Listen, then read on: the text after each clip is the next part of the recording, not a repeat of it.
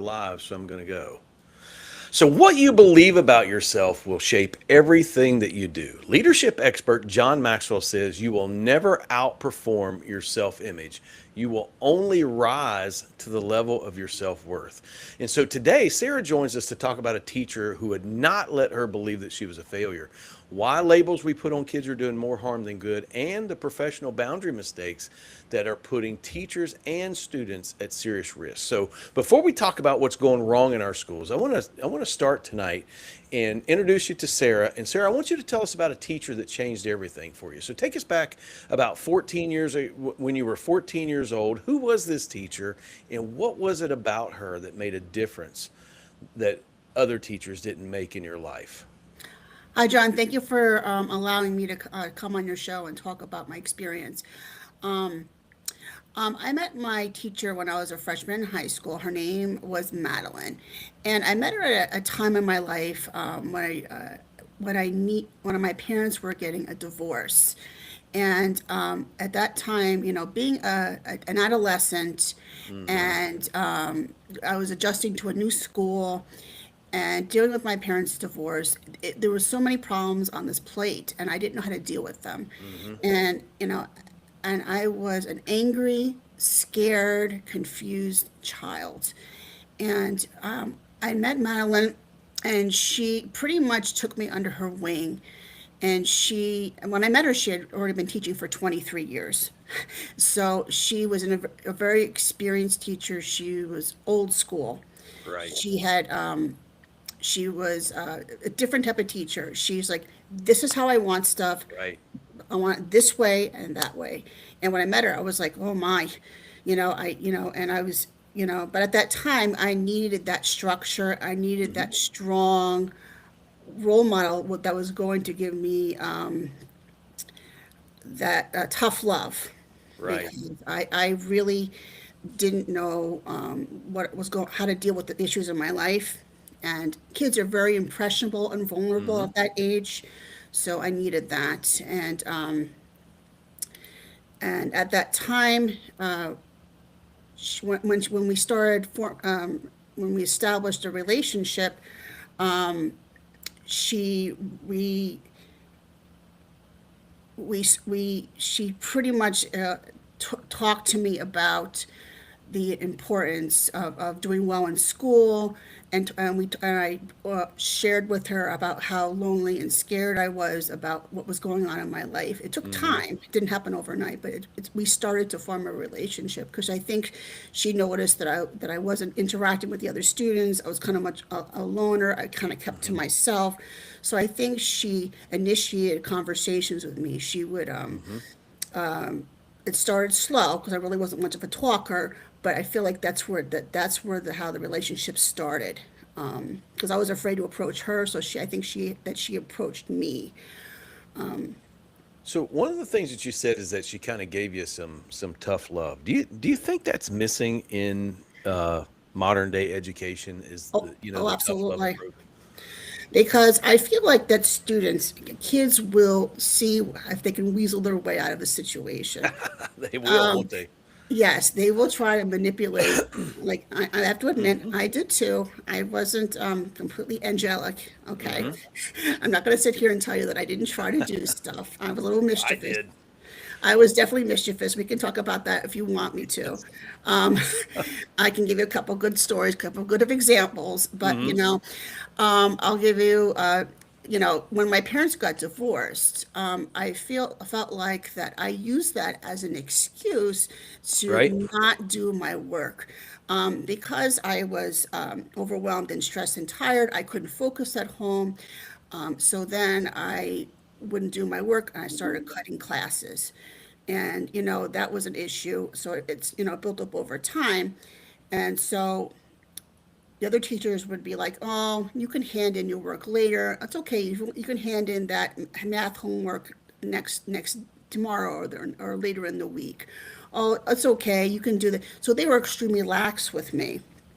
But unfortunately, she's like, "No, just because you're doing it Right. does not give you that. It's not an excuse. You need to hand it in.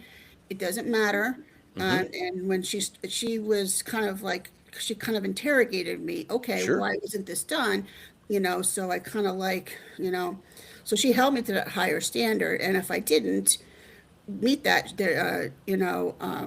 she would get very annoyed at me. So we can talk about more about the relationship later on, but she really was tough on me when it came to homework, and So other things. So, what do you think would have happened if she had not stepped into your life? I mean, what I heard you say is that your parents made decisions that profoundly affected you, and you were struggling along, and yet here comes this teacher that made a profound effect.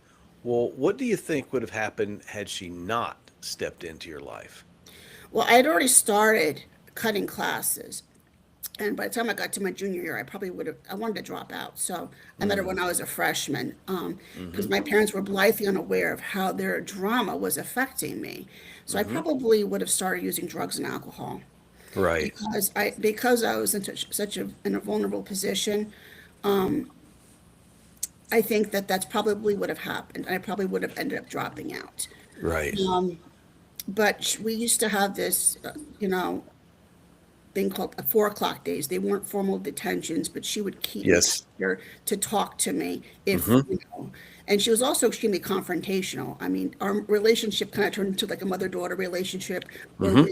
we talk, and then I would disagree with her, and then we'd start fighting, or she would tell me to do something, and she would look at me like, Sarah, why did you choose to not listen to me? So, Right. and then we'd not talk for 2 or 3 weeks, and I would apologize. I would start over again. So, it was that strong role model that I needed. Mm-hmm. So, I feel like that. I think she was very consistent, but there were times where I didn't want to talk to her, and she would confront me. She would find out from other people where I was in the school, and she would go and confront me, and I didn't want to talk to her, but she made me talk to her. So I feel like that was, looking back, that was her way of showing that she cared, because I feel like you know, you know, because there was so much that was going on. I feel like Sure. if she hadn't done that, I probably would have just, slipped through the cracks. So here's this teacher that comes into your life, literally saves your life.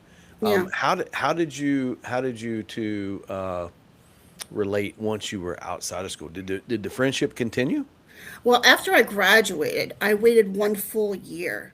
Um, you know, actually, while I was in school, before I enter that question, I want to say, if I acted up, if I didn't do, she basically held me. There were other consequences too. She she would basically punish me too.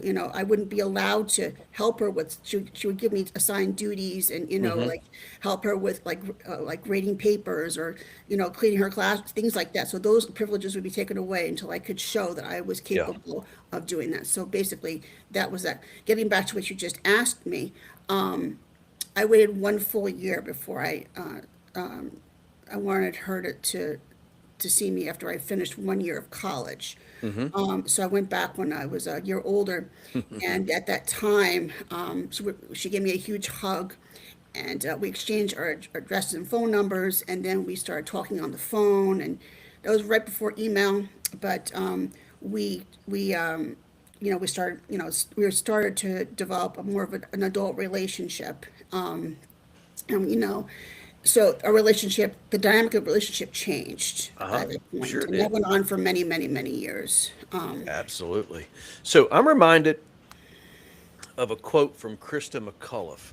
And if you don't know who that is, she was a teacher that went up in I guess it wasn't the Space Shuttle Challenger that exploded there in the 80s. Krista McCullough says, I touch the future because I teach. And that's what we're hearing about tonight is Sarah was a troubled, at-risk kid until a teacher stepped in and helped her out and enabled her to graduate and then carried on a relationship, a friendship with her outside of school and after 1 year of college. And so let's take just a moment here. Ah, it was the Challenger. That's right. Yep.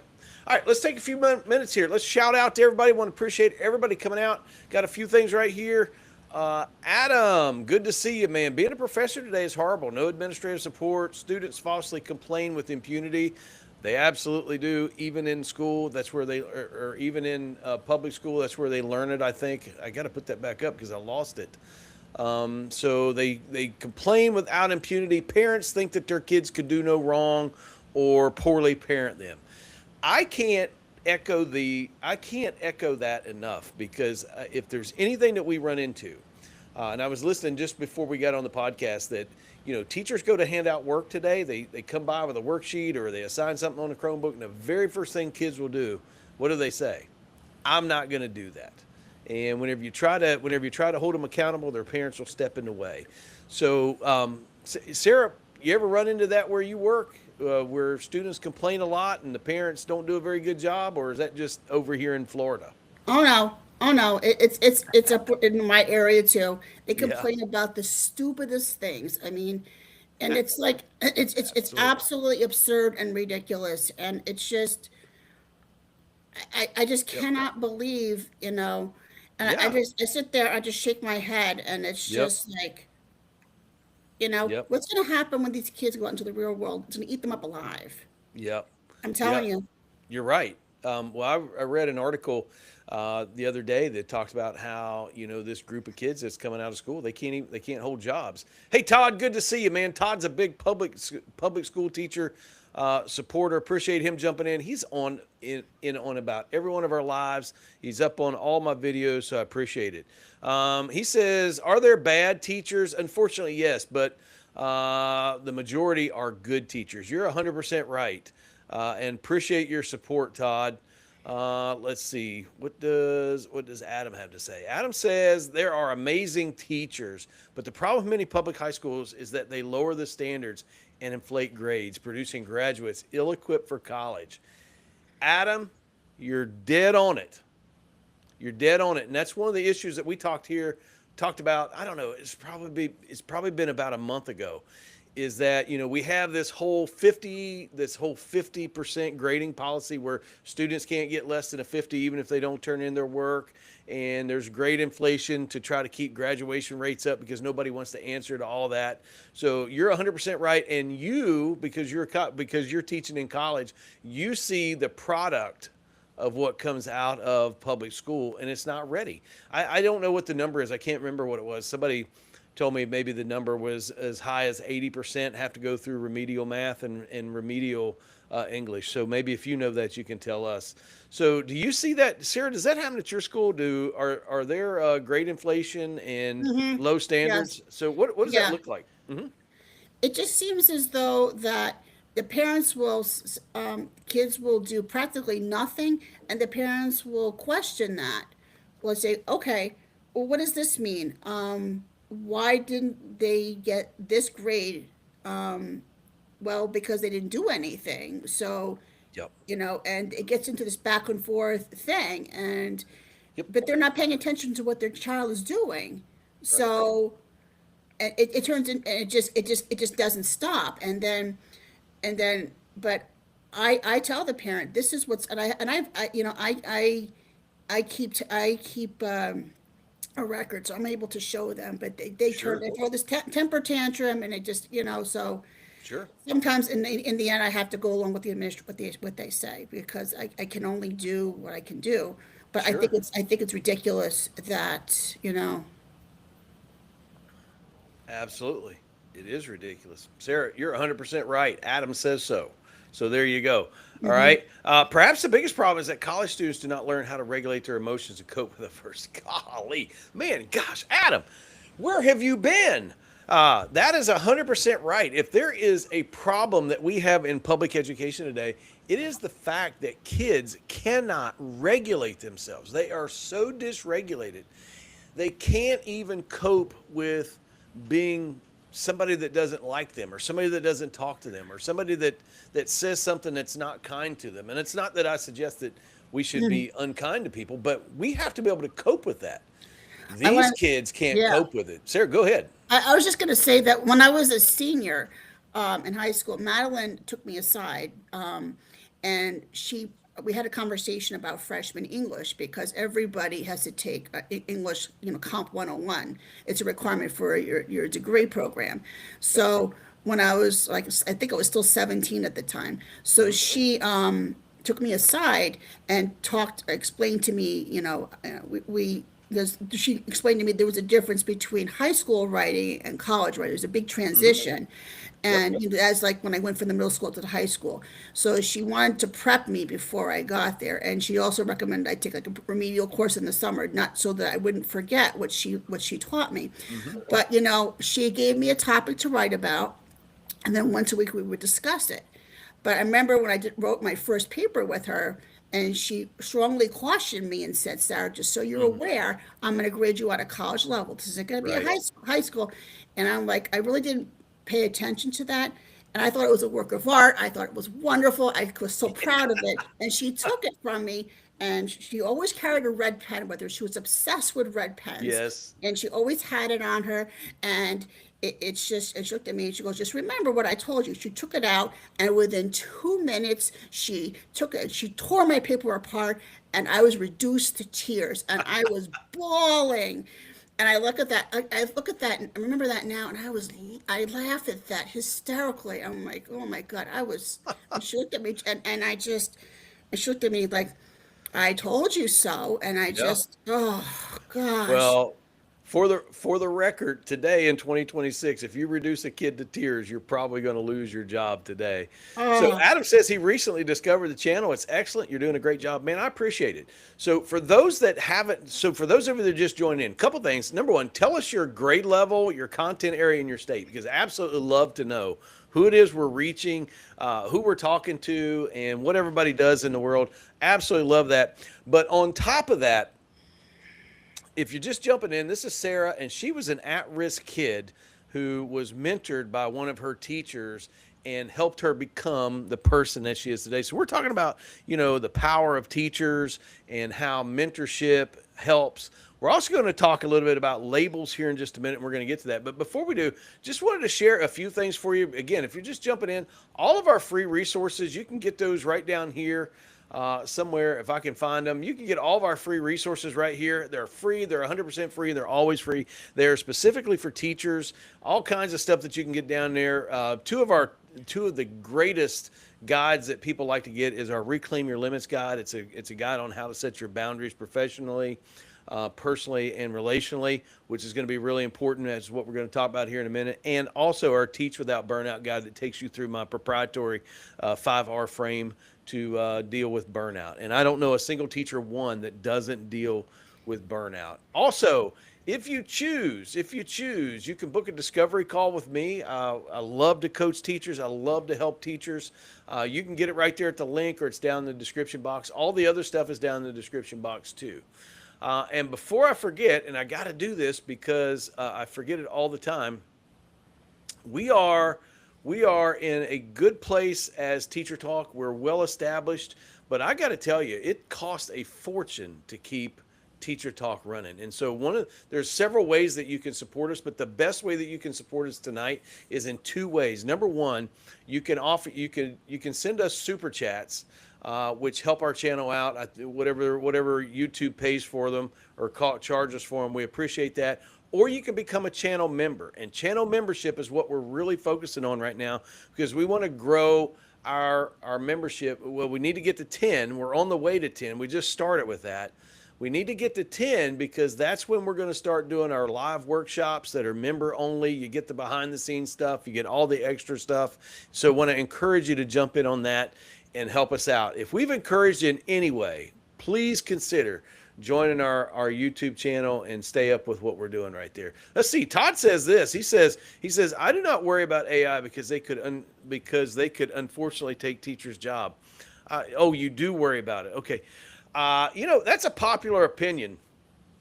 And I'm going to go out on a limb and say that I don't think AI is going to replace the teacher. And the reason why is because there's a few things that teachers do that AI can't do. Number one is what we're talking about. AI cannot come alongside of an at risk kid and help them in the way that Madeline did Sarah. Sarah, would you be able to would you allow ChatGPT to come alongside you and help you or anything like that?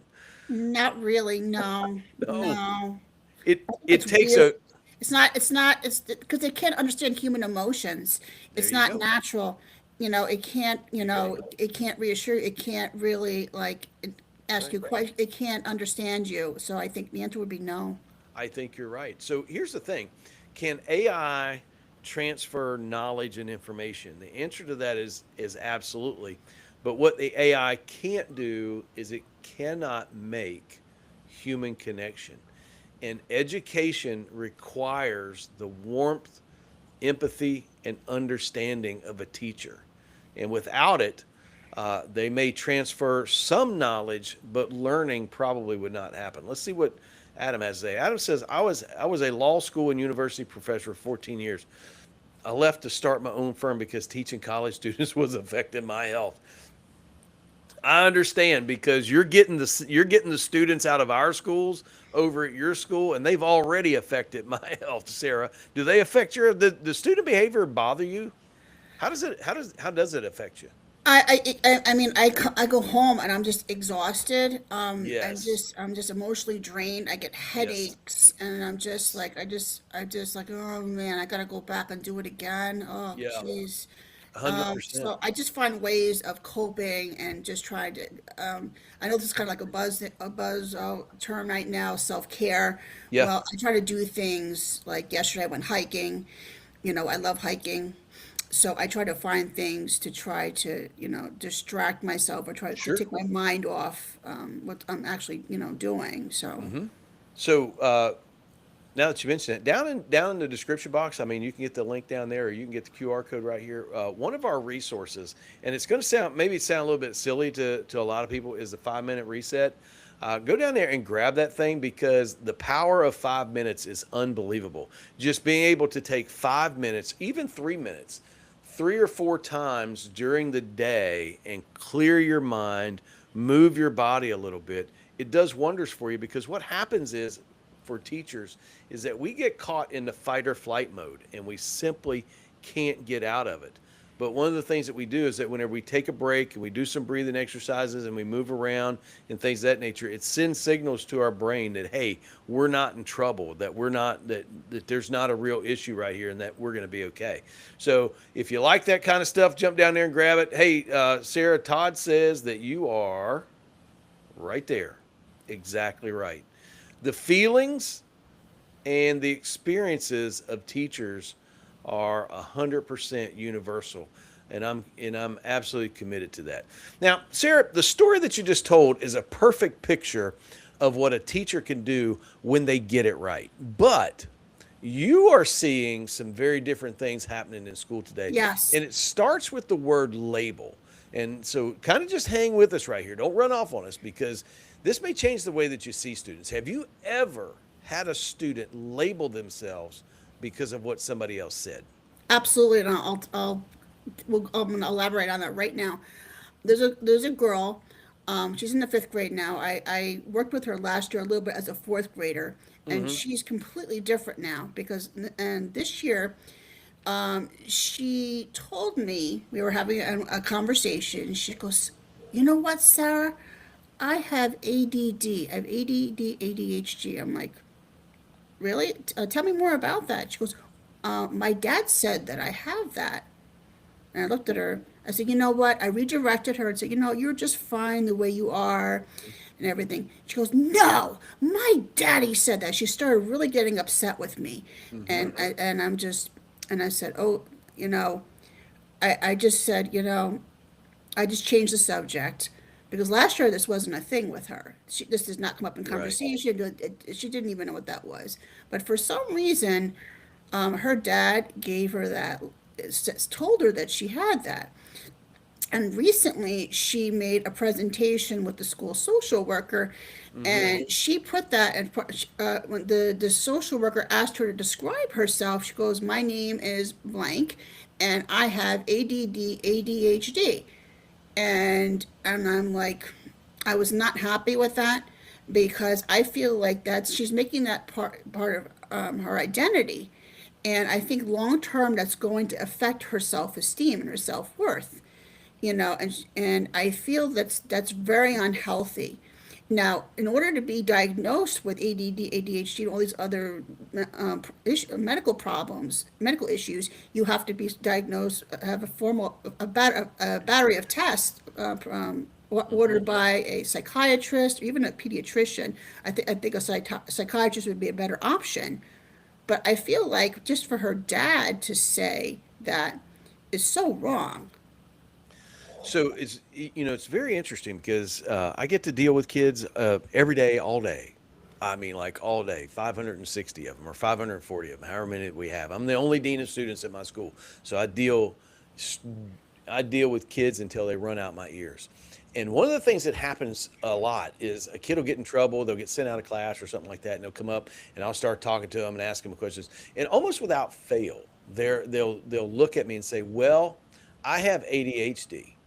And it's as if they expect me to respond by saying, "Oh, okay. Well, that makes it better right there." And it's exactly what you just said, Sarah. Just like the young lady that stood up in class and read her paper, she our students are making ADHD their identity. And if I had to quote Dr. Pender, I would say it is a diagnosis, not an excuse. And that's exactly what we're running into. So here's the thing that's happening, Sarah, is that a lot of times kids are being told by their parents, they're being told by a guidance counselor, or they're being told by a teacher and not a doctor that this is what they have. And then that label begins to work its way out. How have you seen this label of ADHD working its way out in kids' lives? Could you repeat I'm sorry, could you repeat that? Well, these kids are taking on this label, and so what they're doing is they're beginning to live out that label. In what ways have you seen maybe some kids live out the label of ADHD? So, the scripture says very clearly, and if you don't know, this is a faith forward podcast. We don't mean to be offensive, but the scripture says, as a man thinks, so he is. Whatever it is that you think about yourself will absolutely shape your life. So my question is how have you seen some of these kids who have labeled themselves, self-labeled, how do you see that affecting their lives? I see this long term affecting them. Um, this is going to affect their self esteem, their self worth. This is going to affect, how they make decisions because they're not going to become confident. They're not going to be confident. Right. I feel like that this is going to uh, create problems for them as they get older. Hmm. When they get older, when they try to get a job. Let me just so I feel like that's going to really cause problems for them because they're going to resort to using that diagnosis as an excuse, and I feel Yes. like that's they're going to keep falling back on that. I feel like they're going to. I had one student say to me, "This is ridiculous." She goes, "Oh, I have anxiety today. I can't do the work." Or I'm really depressed. I just can't. it, Right. it and they're using that and they keep falling back on that, and when you try to hold them accountable, that's what they're doing. And I think if they keep doing that over and over again, that's going to cause problems for them because I think that's not good. Do you, do you think that when kids take on the label or somebody places that label on them, that they begin to live out the life of that label? For instance, whenever we think of kids, oftentimes that have high levels of ADHD, they misbehave, they're impulsive, they make bad decisions, they are disrespectful, they can be violent, some of them. Do you think that maybe some of that's what we're seeing today in the classroom? It could be, but I also think it's from not from inconsistent parenting. I Yeah. think it's also from. I think that's also part of it too. I think that it could be the ADHD, but it's also from inconsistent parenting and Yeah. what's being modeled at home and social media, which is another whole other conversation. The social media thing. Hmm. I can speak from a little, give you a little, tell you a little bit about me. I had a lot of labels put on me. because I struggled to read, be able to read and write. I Right. had a hard time learning how to read and write, and I was held back a year. And by the way, I fully support holding kids back a year if they're Mm-hmm. not ready to advance to the next grade, Sure. because that's what my parents did for me. I was at a school with a private school with 200 kids, and I was held back in the fourth grade, and it was really, really traumatic for me. But my parents, I feel like they should have done it sooner. But I feel like you need to address those issues really early instead of waiting, sooner rather than later, Yep. because at some point, it helped me in the long run, because I was told I was never going to be able to go to college, never be able to drive, Yep. and I think that affected my self-esteem too. I had Sure. ADHD, ADD labels too, and I had difficulty making friends, so though, and I think with all the dysfunction at home, it all affected me in that way too. So I think the labels are very, very harmful. So I think we need to really think about how we're really affecting these kids, That's right. and well, you know what, I'm proud of myself because I was able to, go to college. I was told I wasn't going to be able to finish college. I wasn't going to be able to get through high school, use a Right. combination mark. Just, everyone said, can't do it, can't do it, can't do it. And, I But think, you but yeah, you had one person in your life that said you could. yeah, Madeline, yeah, correct? and I just think that, we're doing a lot of harm to these kids. I I cannot stress agree. that, I agree. Everybody out there, you got to hear what Sarah is saying. Sarah is saying, I was an at risk kid. I had all these labels put on me. I was told that I was going to be a failure. I was told that I couldn't make it. I was yeah, told that I wasn't going to be able to do it because I can't read well or I can't speak well or whatever it is. Whatever label was being put on her, she was told that she couldn't do it. But one teacher said, that's not true to Sarah and held Sarah accountable. And Sarah is successful. She was not the sum total of the labels that were placed on top of her. Sarah, what do you think we could do? Because we are bad to put labels on kids. I mean, I got to be honest with you. I've been as guilty as the next guy of watching kids at school and saying, listen, that guy right there is headed for a cot in a jail hmm, cell. What can we do to avoid that type of talk and that type of behavior? Because our words are powerful. yes, and I took it to heart. I really did, because it made me feel bad. I feel like positive reinforcement is helpful. Mm-hmm. Kind of like when I was in school. I mean, there were teachers that, I mean, they tried to do it when I was in the younger grades, but it didn't work because I didn't care. But when I got a Mm-hmm. little bit older, positive reinforcement is good. But I feel like, to try to, you know, redirect the student and to try to use, to try to not use the labels, and I think to try to explain to the try to get the support of your administration or what about why you feel, how, explain to them why you feel the labels are harmful to the child.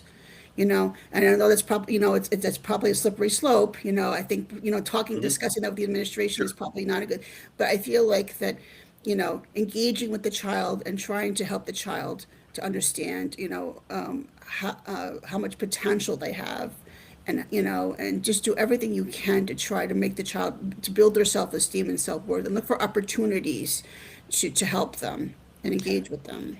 So one of the things that I became very convinced of early in my days of education Hmm. is, and it's a research based, evidence based thing, and it just sounds like common sense, but I'll kind of make a point right here, Hmm. is that it takes 5 positive interactions to every negative interaction. All right. So in other words, a kid has a negative interaction. It takes 5 positives to overcome that one negative.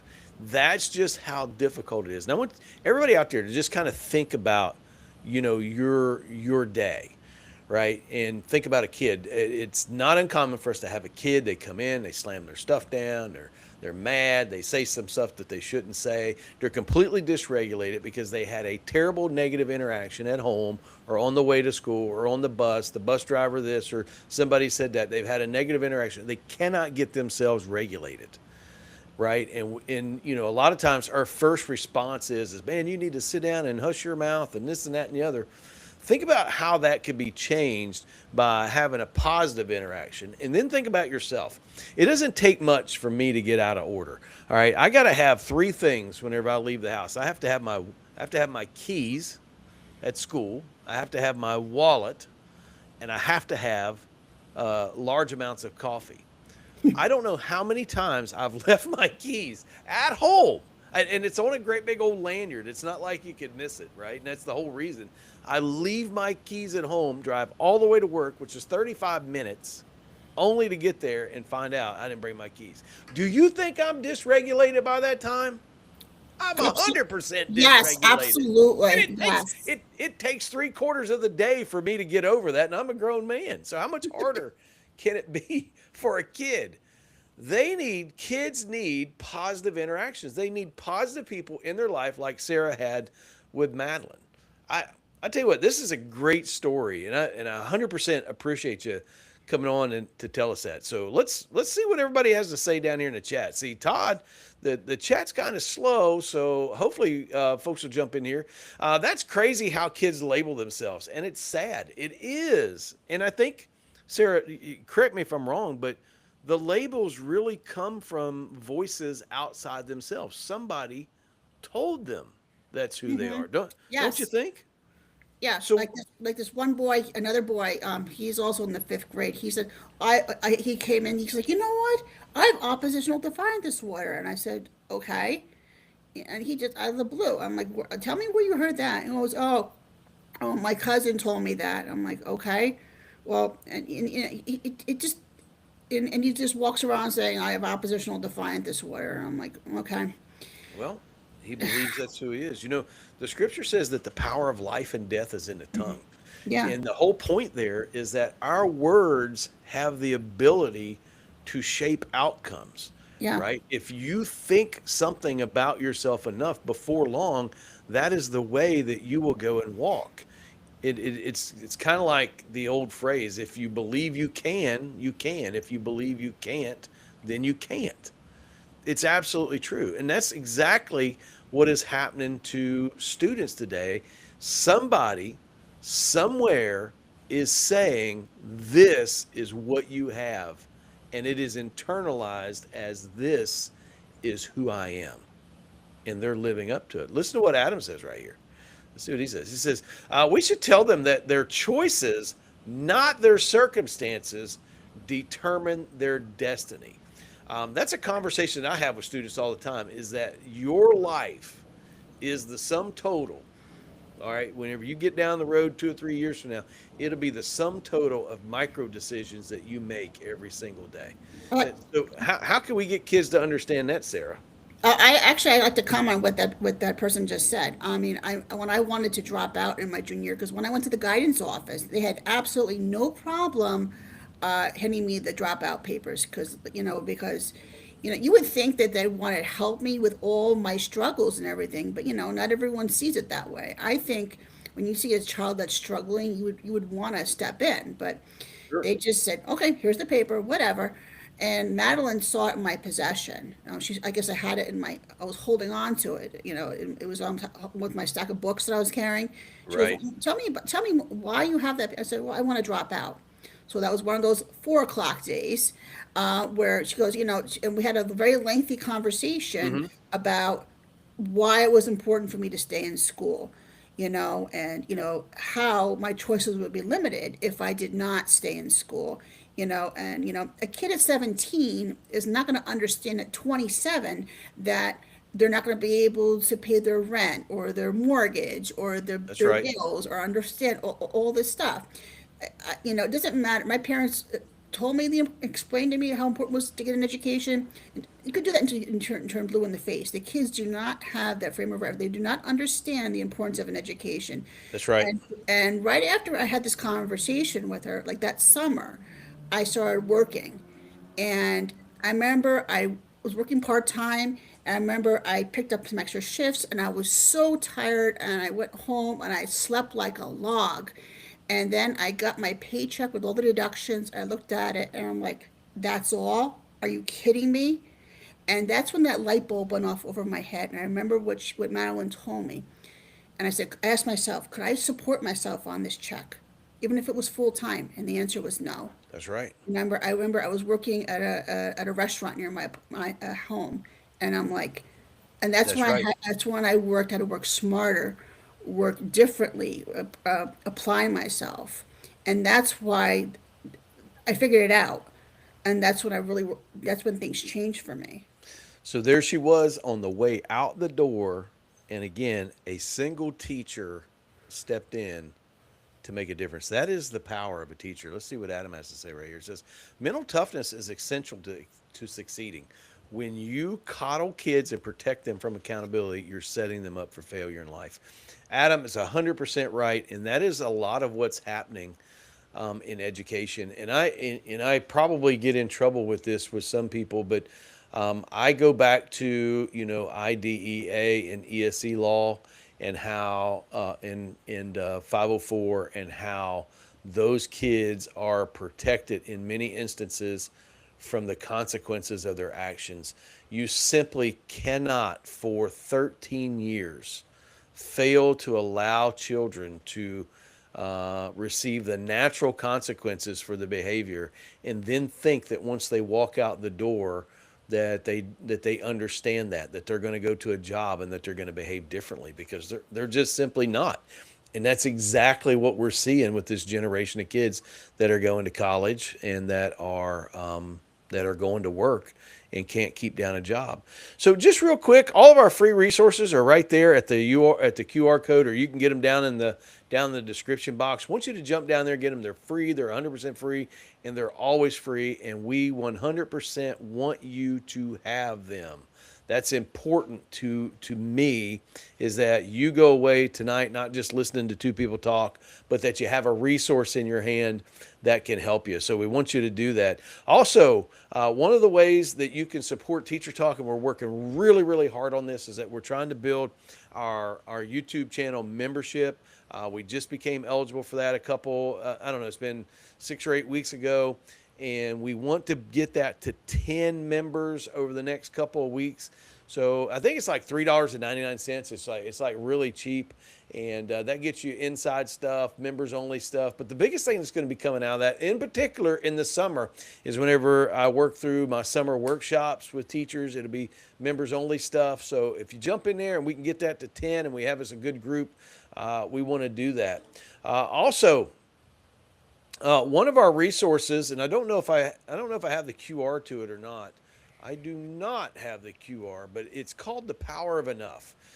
You can actually get it right here at this QR. If you use that QR or the link down in the description, you'll go down into the description box. You'll see it, Get Power of Enough. That is our brand new coaching framework that we came out with about a month ago. It's super hot. I would say it's flying off the shelves, but since it's digital, it's not actually flying off the shelves. But it's getting gone. It's getting taken up pretty quick. So I want to invite you to get that. And let me tell you what that comes with. It not only comes with the Power of Enough guide.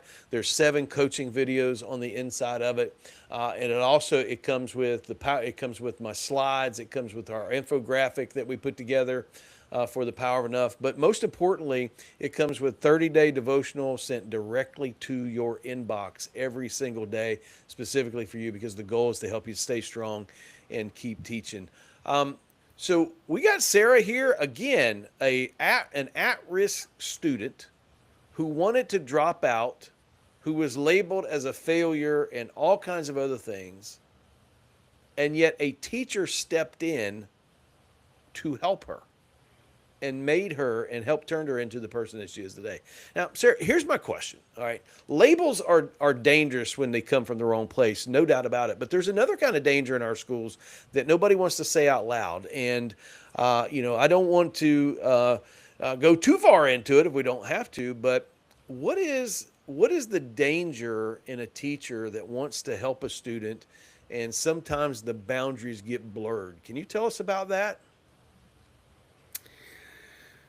I feel like teachers, the majority of the teachers have good in their intentions are good. They want to help Yes. the student, but there's good and bad in every profession. Yeah. But it seems like nowadays we're hearing about, how teachers can't, those lines are, boundaries are blurred. And Hmm. it's really scary when so I feel like Madeline really kept that boundary in place because I was a child, Right. and she was the adult, Right. and I was still learning, and and at that age, like I told you, kids tend to see, test and see what they can get away with. And because I was going through a lot, I tried different things, and she made it clear. And I think, and what I notice now today is that kids will do things and make up stories to try to get teachers in Yes. trouble. And Yes. that was not something that I would ever consider doing, dream of doing. I would never, want to do that to her, Yep. especially if I mean, yeah, we would get mad, and, I would, do stupid things like I would, commit pass fraud, or I would Sure. pop a bag and scare her, and she'd get me for stupid stuff like that, and she, stuff that I wouldn't do now, but because since COVID, that stuff it wouldn't be, it would be handled very differently. I would use stupid stuff like that, but I would never want to do things to get her in trouble. And I feel like back in the day, we used to have conversations behind closed doors. I did that with male and female teachers. It was just like the norm. But now, unfortunately, nowadays you can't do that. Yep. And I think bottom line is you have to cover yourself. You have to protect yourself. And I feel like that as the adult, I think you have to maintain that boundary, especially if the child wants to cross it. And I'll talk to you about a couple of experiences that I had. Sure. I was in my late 20s. I was working at an after school program, and Hmm. there was a boy. He was about 13, and I was working with him. The room was adjacent to the main room. It was off in the corner. It was a computer. There was the two of us together in the room. Now there was a camera there, but I'm Hmm. not entirely convinced that the camera was on. I think sometimes they have cameras for show. Right. But he started talking to me, and he was looking at me. He's like, where do you live? Asking me for my email, and he was just asking me these questions. He said, I really, you know, Hmm. I felt Very like, inappropriate. Yes. yep, and I felt like that, no one could see or hear this conversation, and I felt uncomfortable. And he looked at me, he gave me this kind of like a smart assy type of smirk that kids give you when they, Yeah. and I thought, this is because he could spin this story, and I reported it that day that I felt like he should work one on one with a guy, but I just felt really uncomfortable, and Sure. I just felt like that, I had, I think he was looking at me rather than what I was actually talking to him about, and I feel like that, in that case, I should be able to work with, male and female students, but I feel like in this case, I think I'm not sure what his objective was, but I don't think I think he was looking to see how it would react to this type of situation, you know, and Yes. I'm not I sure. Yeah. it's an extraordinarily dangerous time to be a teacher. Yeah. And teachers have got to be very careful. One of the things that I read some time ago, and it was talking about teacher-student inappropriate relationships, is the way, the top way that an inappropriate relationship begins with a student and teacher is through social media.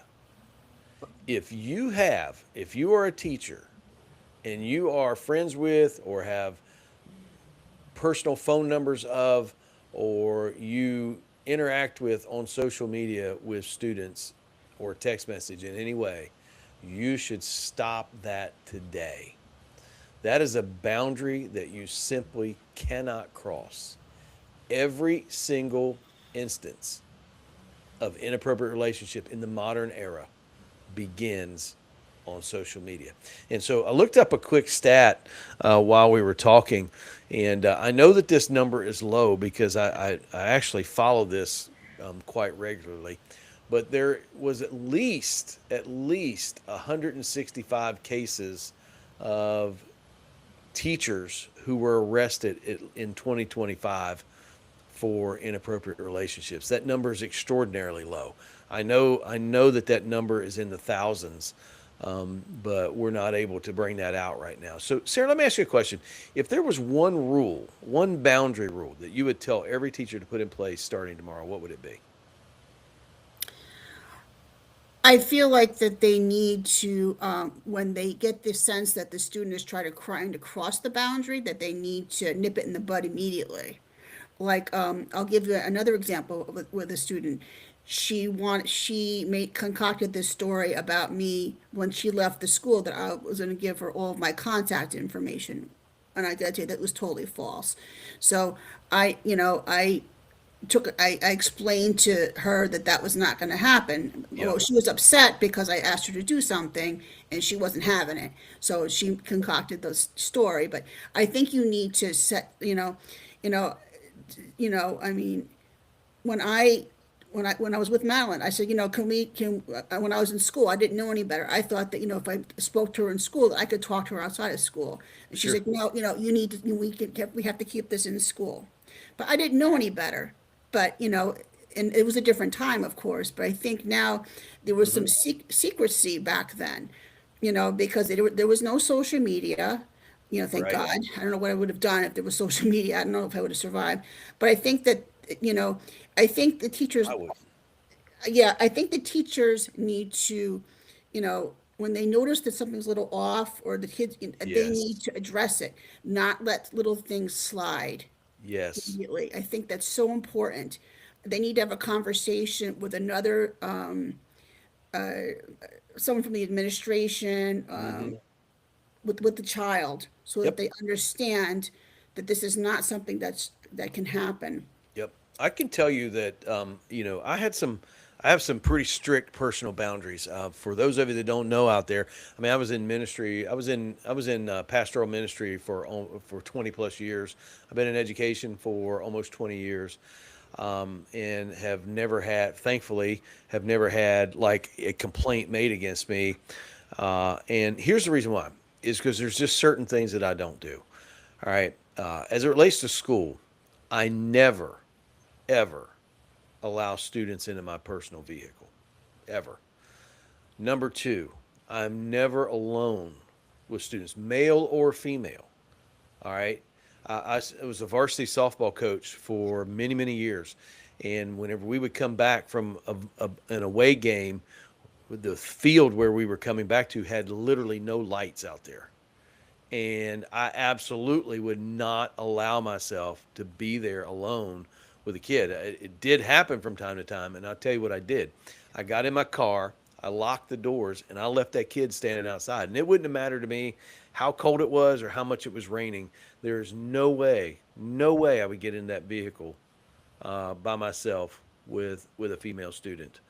All right. I have zero cell phone numbers of any student. I have no contact with any student on social media whatsoever. Maybe you think that's extreme, but in light of what we heard here tonight with Sarah, simple interactions led to an allegation, allegations that weren't true. All right. Even untrue allegations will lead to a big problem for you. And I ended up leaving that program where I had the interaction with that boy. They asked Yep. me to come back that fall, and I said, unfortunately, I just have a, I just, my, in order to prevent, having an issue, I said, I'd have another. I said I just was going to take another job somewhere else Right. because I wouldn't because go they back. liked me, but I just said no. As far as the girl, it really didn't go anywhere. I ended up, leaving there too, and so I feel like that, you know, that you just have to be so careful, you Sure, you know, do. and even when I had- even when I wanted to call Madeline, outside of school, it wouldn't, it wouldn't have, it wouldn't have happened though, because she explained to me why, Right. the importance of that, even though I really, really didn't mean anything to me. And, I wasn't that type of kid that was going to do any, like I explained, that type of Mm-hmm. damage. But she understood the importance of maintaining that boundary Yep. professionally. So I'm gonna bring something up on the screen here because this came in today. Yeah. Uh, one of my followers commented, and I don't know if everybody can see it right there on the screen, but I'm talking about this comment right here. I'm going to read it to you. It says, "I'm a retired teacher in New York City. I worked 31 years in New York City public schools, and I was a high school sports coach for 20 years. And I had one of my athletes accuse me of touching her inappropriately because she was upset with me that I did not put her in the position that she liked. And the bottom line is I was arrested. I lost my coaching jobs, cost me my certificate, cost me a fortune, and there were no consequences at all for everything when everything was found out to be a lie. I had to go to court 6 times for this, and I had substantial evidence and video, and it still took almost a year to get out of that. All right. That's what teachers are up against right there. Teachers, you have to take care of yourself. While we want to be mentors to our students, there has to be a line, and Sarah's sharing that with us. So, I'm just wondering, in light of what we was talking about there, Sarah, are you kind of leery about mentoring students in the same way that Madeline mentored you? Yeah. Yeah. Yeah. Because I feel like the kids are different. I feel like they know that, that the teacher does not have the power. Like when we were in school, like, you've talked about this on your show before, that, if a parent called home, we knew we were going to be in trouble. Yeah. If if something happened in school, so I feel like that they know, and parents are going to believe them Yep. rather than believe the teacher, which is, Yep. I feel like you should Yep. listen to your child, but I feel like you should have a conversation with the teacher. Yep. You need to confirm the information. Yeah. I 100% believe that we got to listen to our kids, but we gotta double check because they don't always They they will don't leave stuff out. they Listen, don't always I tell the did that. truth. Yeah, That's I'm true. not going to say that or they conveniently forget, or Yeah. they just, Yeah. and I feel like that they will, try, I feel like the kid knows that. And once they figure that out, Yep. that the teacher can't, that their parents are going to take their side. I think the teacher doesn't have, the teacher doesn't have that power. Then that's, Yep. then they know they can practically get away with anything, which is So, really not good. in my position as dean of students, I've had many students come and complain about a teacher and make accusations. You know, not overly not overly serious accusations, but serious enough about things that they may have said, or things that they did in the classroom. And very few times was I ever able to like substantiate those allegations. There have been times, but very few. And almost every case, what the student shared was, I don't want to say fabricated, but it was It exaggerated was greatly. exaggerated. It was Yes. exaggerated. Yes. So it's a very small thing that happened, but by the time they left the classroom and got to my office, it was this It big was thing. blown up. It was blown up. And the Yeah. next thing I know, we're spending a couple of days on investigations, trying to figure out what's going on, trying to make sure kids are safe and all this other stuff. And it bothers me because, these students can make these accusations and there's little to no consequences, because it would have to be a pretty, like, big accusation, right? And I just feel like that when you do not tell the truth, in particular in regards to a staff member, that there probably should be some pretty steep penalties. for that. What do you think about that, Sarah? Am I off track here? Absolutely. Am I just too mean? Oh no, you're making your your comment is plausible. It makes sense to, yeah. No, you're not being mean at all. I feel like there needs to be consequences. I mean, I remember kind of making up a story to get out of an assignment or a situation. And I remember having a Mm-hmm. conversation with my mother. She goes, "Is this the truth?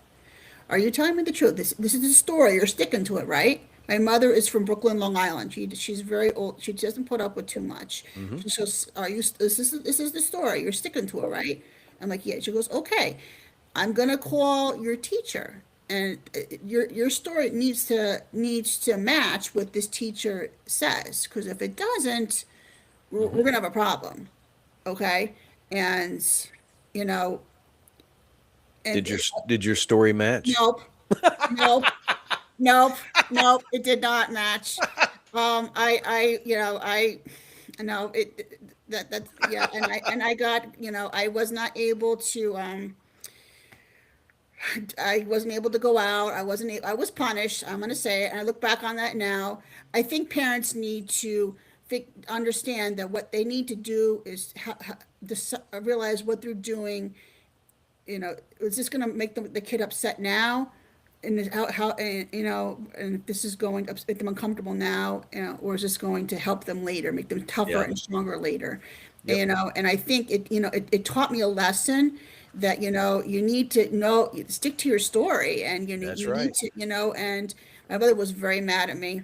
And, That's right. my dad got involved. This is when I was still in elementary school. And she's Sure. like, that's not what you told me at home. Yeah. I actually, she dragged me into the school with the teacher. Yeah. And Yeah. oh my goodness. And I I don't didn't know how expect her to many do, yeah. I don't know how many times I've seen it happen to kids at my school. They go home and tell their parent one thing, then they come in there and they're mad, and then we start talking about it, and the next thing the kid's like, "Well, that's not what I meant. I didn't mean this, man." I tell you. So check it out. So Adam says this was a great interview. Thank you to both. He's going to come back. Todd, number one fan right here. States need to step in and protect teachers from kids when they file false reports. And you are 100% right, because we have a lot of vulnerability right there. Want to give a shout out to Teacher Kelly. Good to see you in here. Haven't seen you in a while. I think we're right at the tail end of it. So just a couple of things right here. First of all, don't forget about all of our free resources. They're right down there in the link. I said link in bio. They're down in the description box, or you can get them right there at the QR code. Also, if we've encouraged you in any way tonight, if Sarah's encouraged you, we try to bring good, relevant content that's going to help teachers in their day to day. So if we've encouraged you today, want to invite you to go and join our channel membership. It's $3.99. All right, we're on the way to 10 members. I know that doesn't sound like a lot, but that's a lot for us. I can tell you that. And we want those 10 members so that we can begin our members only stuff, our members only live streams, our members only workshops that are just for you.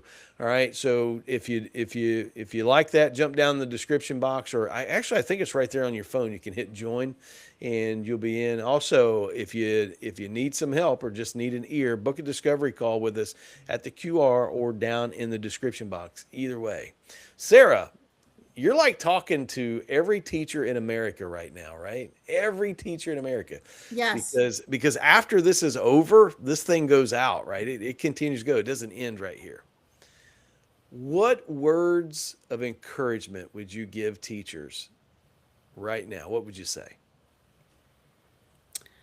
To not give up, That's right. to Good.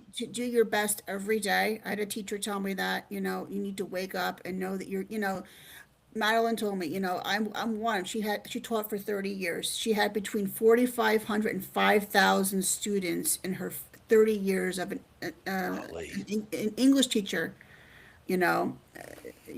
Yeah, so I was one of Man. them. And Man. and you're not going to reach all of them. You're going to reach, there's some kids that you're going to have an impact on. There's some that, you're going to be kind of in the middle. They're going to, and then there's some that you're just not, and you're just going to have to do the best you can and try to work with the students that really, and those are the students they're going to remember you. I went back and saw Madeline well, before she retired for, several times, and then, and then I found out during the pandemic that, she got sick and she ended up passing away. But I'll never forget her. So I think you need to work with the students that, because there are still good students out there that, I think you need to work with the students that you can work with and have an impact on, and you do the best you can, and know that you're not going to help all of them. I think that's the best, and to not give up and to try, try every day. I know That that's is, easier said than done, with the way things are nowadays. But and if you need to that's to take take to step away for that mhm, self-care, or maybe may want to do something else, then do it. You need to put yourself first and do and do what's mhm, best for you, you that's right. know and I do that all the time. I have to remember that do the best you can, and that's it. It it never occurred to me what you just said, that over a span of a career that you may interact with 4 or 5 thousand students. Yeah. That never occurred to me. But you're 100% right. Over the span of a career, we may have 4 or 5 thousand opportunities to impact not just an individual, which is very important, but also impact the future, not just of our cities, of our country, and on and on and on. And how important it is then to take those interactions seriously.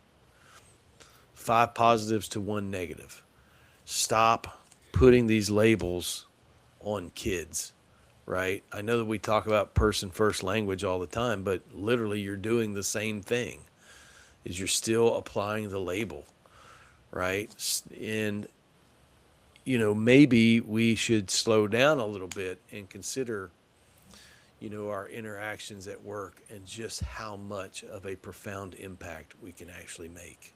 And when I started having those negative thoughts, and when I was, she's like, no, when I felt like giving up, she's like, no, you need to try again. And I'd get all frustrated and I'd start crying, and so maybe, so I would take some time and I'd step back, and we'd have our moment, and but then I would try again, and it would take be a Hmm. little bit longer, but eventually I got there.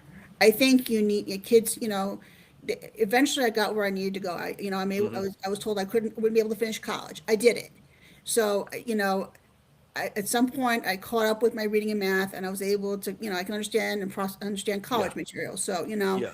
I think that's the bottom line, that, kids, writing kids off, and, these labels are, that's the moral of this whole thing. That's the message I want to send, that these labels are harmful to the kids. That's right. And, and I was able to, at some point, at one point in my educational career, during my formative years, have someone step in and say, no, this is not going to happen. You're better than that. And what you were told was not correct, Absolutely. you know. I I would give, like, I don't know, I would give a good $100 if Madeline was able to be here and hear what's being said and then ask her response. I would love to know what she thinks about Sarah in 2026, and did she know that she was having this type of an impact? And I would gather to say she probably did not. She probably didn't know how powerful of an impact she was having. And I imagine, isn't that just the way all of us are? Is we underestimate our impact or our ability to impact. And part of that is, I think, because impact takes time, right? It doesn't always happen immediately, There were you know? times where she would say stuff to me, and I'd be like, huh? And then all these years later, I'm like, oh, that's what. And it didn't take. It took me a little bit longer, 'cause I'm older. With the wisdom and the knowledge that I have now as a grown Hmm. woman, that's when I really understood what was being said to me. It wasn't, so I think it'll take time. Your students will remember later on what you said, what the impact you had. So it may not happen at that time when they're adolescents, because the brain doesn't stop developing, growing till like around till the age of 25. Yeah. So they're not going to Yeah. get it at that point. So when they're Yeah. not, so they're probably going to get it later on. Yeah. I don't think mine's going to get it until like 55, and I'm 53 now. So, so I got 2 years. Yeah. I'm going to tell you what, that was the most powerful moment that she had 4,500 to 5,000 students. I will never forget that. I will never forget you saying that.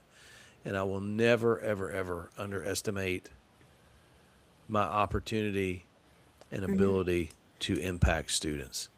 I mean, I remember I remember telling her, I said, why are you being so hard? Why were you so hard on me? She goes, well, I knew you were capable. So you don't know, maybe my brain was myelating that day or that week. I mean, come on. I mean, and because I took psych courses, and I know that at that Yeah, yeah. age, that adolescents' brains are kind of pruning, and I'm like, and Sure. she started laughing. I mean, it's just, Sure.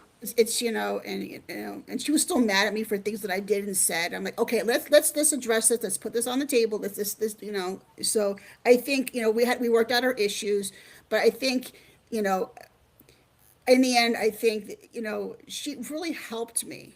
And I think like I said, you need to work with the students that you're going to have an impact with. They're far few in between, but they're there, and you have They to are. to look for them They and are. work with them and take them under your wing, They because are. that's all. I think that's what I also want to say too. That's good. That's good stuff. Well, I'm going to tell you what, I enjoyed it, and the biggest thing that we want for you out there, wherever you're at, wherever you're watching from, is we want you to stay strong and keep teaching, and don't underestimate your ability to impact little human beings. Okay? All right, we're going to go over to the chat. Teacher Kelly came in. She had to slip out. She was a little bit late. But if anybody out there, any questions, anything you want to say, anything, any input before we sign off, because we will stay here for as long as you are putting it in the chat. All right. So we'll give it just a second right here and see what happens. That was an unbelievable phrase. 40, it never occurred to me. Of course, we're interacting with thousands of students. Of course we are. Why did that not ever occur to me? That is insane that I didn't think of that. See, I love it. I get to learn. Anybody out there? They're out there. They're quiet tonight. All righty. Well, we're going to cut it out of here, and we're going to go home, because I got to go back to work tomorrow after being on spring break. And I imagine some of you are starting spring break too, especially up in the Northeast. So y'all stay strong. Keep teaching.